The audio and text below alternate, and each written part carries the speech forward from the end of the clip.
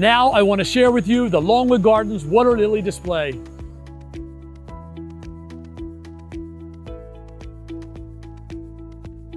In the central part of the water lily display, we have the most magnificent species of water lily.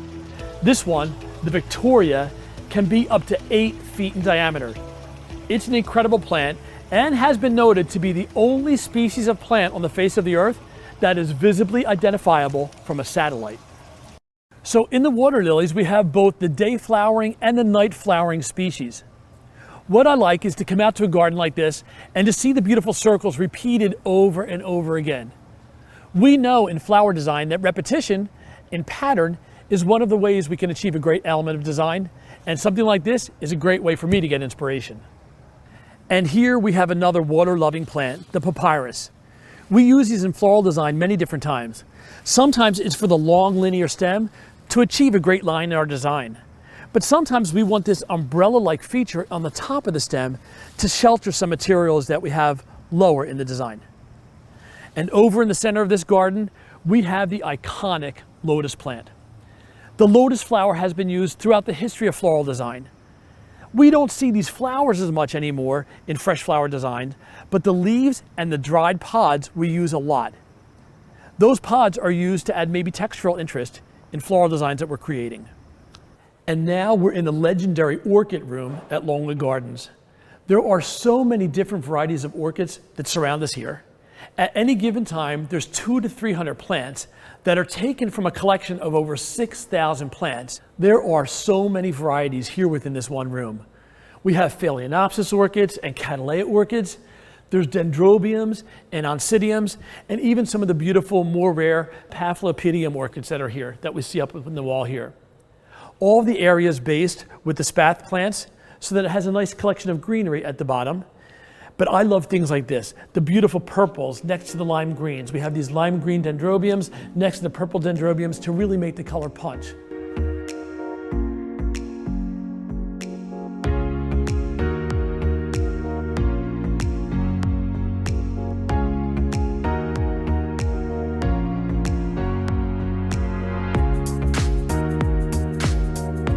So most of our customers are used to seeing the Phalaenopsis orchids. They seem to be everywhere these days, from flower shops to grocery stores to even some big box stores. So when we find some more unusual species or specimens of orchids, we like to get them and bring them in our stores to give them as offerings to our customers. This is a beautiful orchid. It's called an odontoglossum orchid. And it has that same 5-petal outside and throat center that we see on many other orchids, but it's a little bit more pointed, and sometimes the markings on these are a little bit more, they have more character than some of the other orchids. This particular plant that I found, I love because of it has this violet coloration in there against that little yellow throat. So it's a beautiful, natural, contrasting color. And we've just simply put the 4-inch pot inside one of Teleflora's containers. This specific container is part of the gem cylinder collection, and this color is called amethyst. And you see it beautifully connects to the purple coloration and violet coloration that we have in the orchid. It's very simply dropped in there. We leave it actually in the grower pot, and then we put a little bit of moss around there to secure it in place so it doesn't wiggle around as much inside the container, and just topped it off with some cholla wood. And the cholla wood is actually just pieces of the skeleton, we could say, of a cactus called a cholla plant. So it's a dry material, it has little tiny holes in it, so lots of textural interest and just a nice little top treatment to a plant like this. And look at this creation. Again, so easy. It's one orchid plant. This is a beautiful Cattleya though, and this Cattleya orchid has a color combination that is so hot and trendy for right now. It's that citrusy, chartreusey green with that beautiful fuchsia color center to it. So again, just the flower itself is just very majestic looking and works well by itself. But as a plant, we drop that in this wooden container. It's a beautiful rectangular wood box.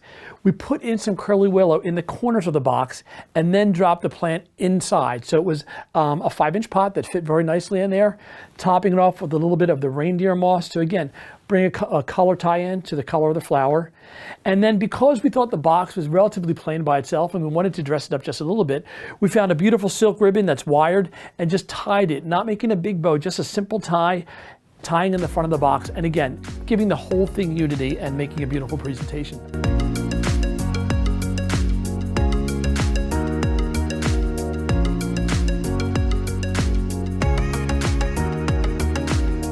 What a bright combination of orchids. And this one I just think is great because the yellow oncidium is such a vibrant yellow. We understand from the use of the color wheel that certain colors are receding, like the blues and purples, and certain colors are advancing, like the yellows and oranges. That pretty much means you can see them from a football field away. So having these yellow oncidium in here just grabs your attention and is just say, hey, look at me, kind of a flower. We put these in another one of the Teleflora gem cylinders, and this one is the turquoise. And look at just a beautiful turquoise color underneath this yellow and how beautifully that pairing works. In towards the center of the arrangement, we put one stem which has 1, 2, 3, 4, 5 flowers on one stem of this Cattleya orchid, which again, such an interesting center. That fuchsia red color in the center of this orchid is again something that draws your attention to the middle of this arrangement and to the point of greatest interest. We've used these two Xanadu leaves in a technique that we call sheltering in floral design. We've paired them together in another technique we call shadowing. So we have one leaf placed relatively similar in line to the other one, so that one looks like it actually could be the shadow of the other one. But the fact that both of these are kind of coming up and going over what's down below protects that area and draws your attention back to the focal area of the design. As far as color, I think this is something really bright and really happy and just looks very summer-like and even almost like a tropical sunrise. And now we're changing up the look. So this is actually what I consider a little bit more Zen feeling. And that feeling is given to us by the Equisetum, which is just a member of the grass family, also like bamboo. So it looks like miniature green bamboo in the design. We've taken each one of the pieces of Equisetum and threaded it with a piece of aluminum wire so that we could actually have it go up and bend it and make these very angular changes in direction in the Equisetum. What that also does is it establishes this vertical line, but then it also takes your eye back down and directs your eye back down again towards the base of the design. This is the container, which is one of Teleflora's container, and that's part of the Frosted Cylinder series, and this color is called Seaside, which just is a beautiful tie-in to these tropical flowers. We have a pairing of the pink anthurium, again, just a gorgeous pale shade of pink, and down towards the base, we have these 3 or 4, actually there's 4 of these bluish violet color Cattleya orchids just clustered together. We've accented off to the side with a little bit of variegated pit and just a bit of pink astilbe to again tie into the pink. It's very close to the spathe part of the flower that we have here, and a little bit of pittosporum here as well too. Some green hydrangea. This variety is actually called Shamrock, and it's that bright, almost emerald green with a little bit of white variation to it. And then we've just, in the center of that, popped in one of our small succulents, or echeverias. Again, it kind of ties in closely. It has that bluish green color to it, so it brings some color tie into the container here as well. So very simple placements of flowers, but very purposeful placement of flowers, using line and form of the flowers to make a very interesting arrangement.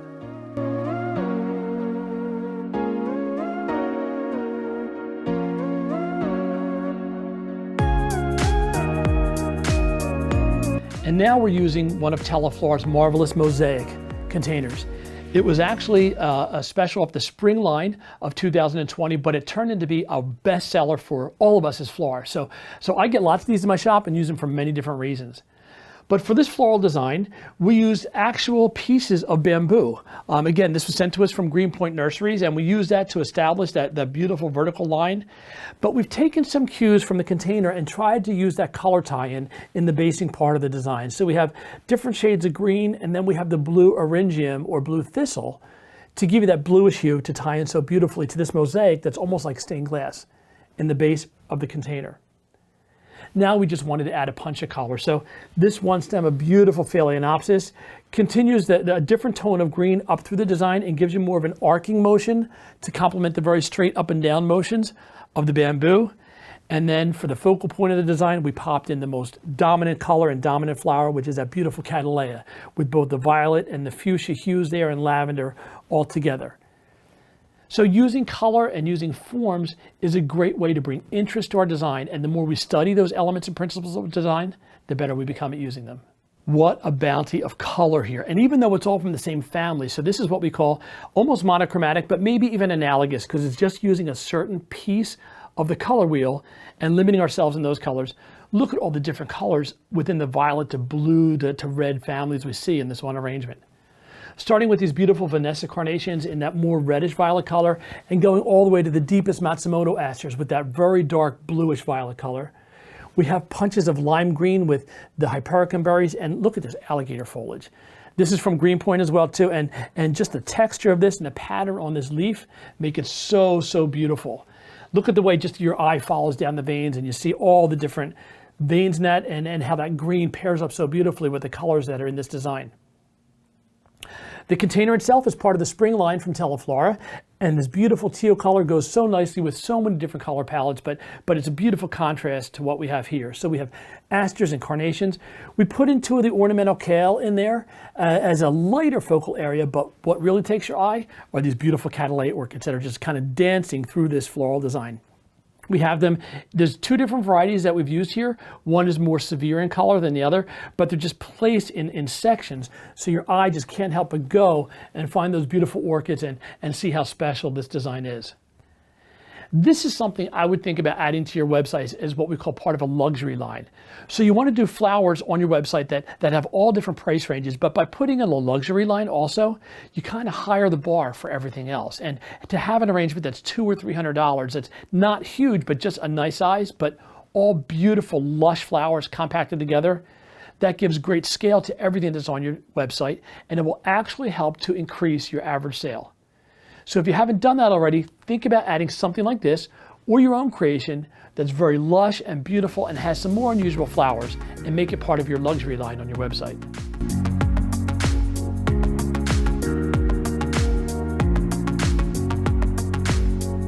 And one look that's always popular and is never going to go out of fashion is that low and lush look with flowers. In a design something like this that we've created, you'll see there's so many materials and put in a very close space, but again, it's such an elegant looking design, and it's almost like layered and layered with different flowers, and your eye crawls through those spaces and finds what's underneath as you appreciate this more. This is constructed in just a low tray with 2 blocks of Springtime Oasis, and we start by adding in some foliage. So we have the anthurium foliage, we have some of the alligator foliage and the crispy lettuce foliage, all from our Hawaiian farms, and then we've tucked in some of the beautiful orchids like the Cattleyas and the Japhet orchids that are in here.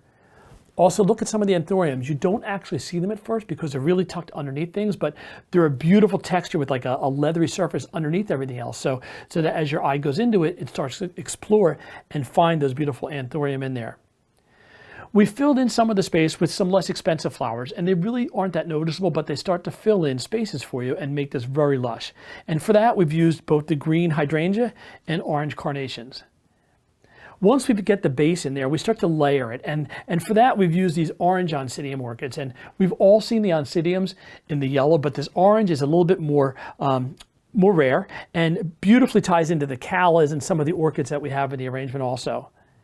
And then we've taken another layer with jasmine vine and just tucked the vine into the foam and just cascaded over and back, so we have your eye moving back and forth and in and out of this arrangement, following the lines of the actual vine of the jasmine that we have here. What we want to do now is just create something a little bit more unusual. So this is great for a more traditional event, but if you have a customer that wants something more modern looking and maybe, more contemporary, you can even take a low lush design like this that's more traditional and make it look very contemporary.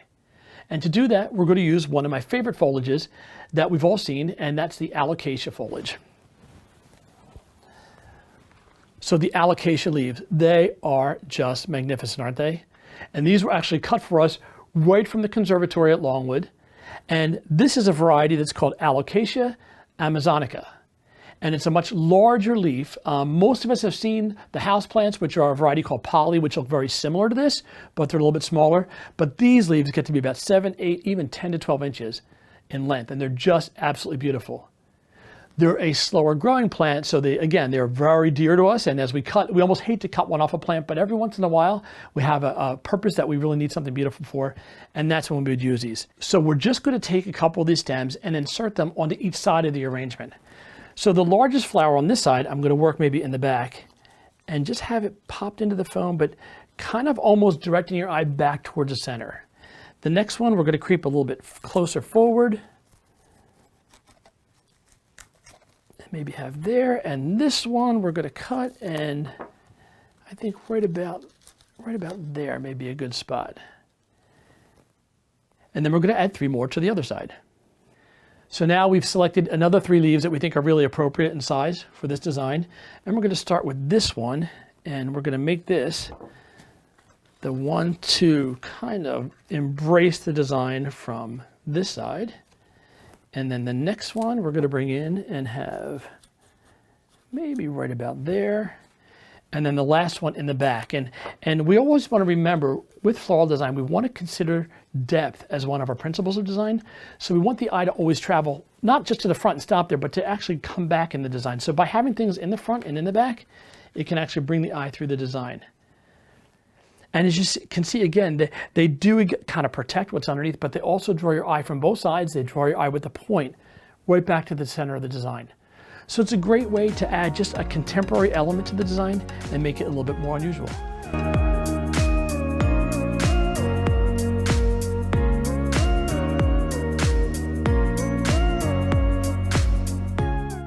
Tucked behind the main fountains is the Chimes Tower.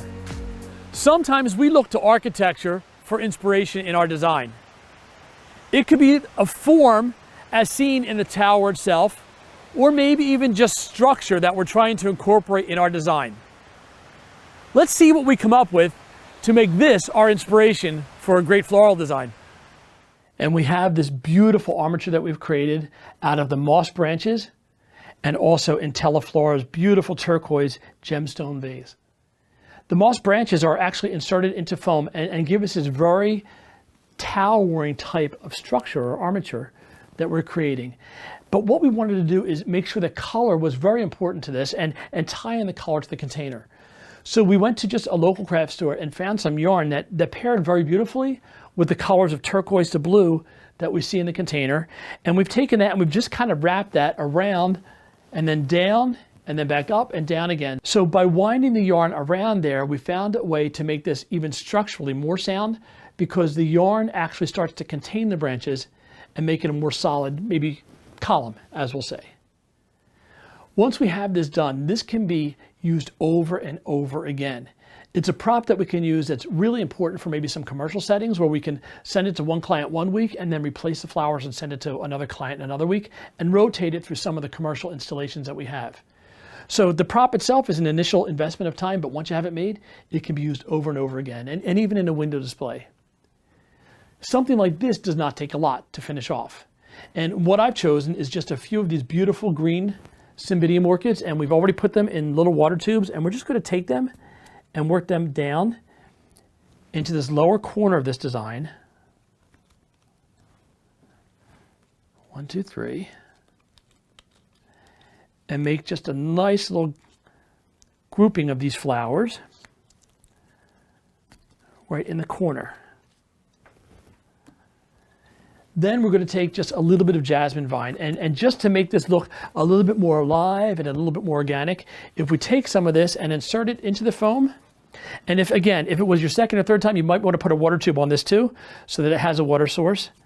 And if we take it and we allow it to just climb up and use the tendrils of the jasmine to kind of let it grab the moss branches that we have there. And maybe another one from the back of the container. So again, we're working on depth here to bring your eye back through the design. And then working up and maybe not quite coming to the front, but working its way back in to the design again.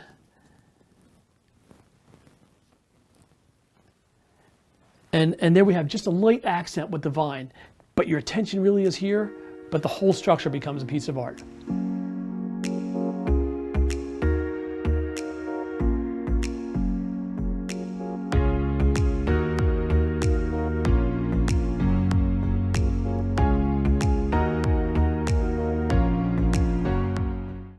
Thank you for joining us at Longwood Gardens for this special Teleflora educational experience.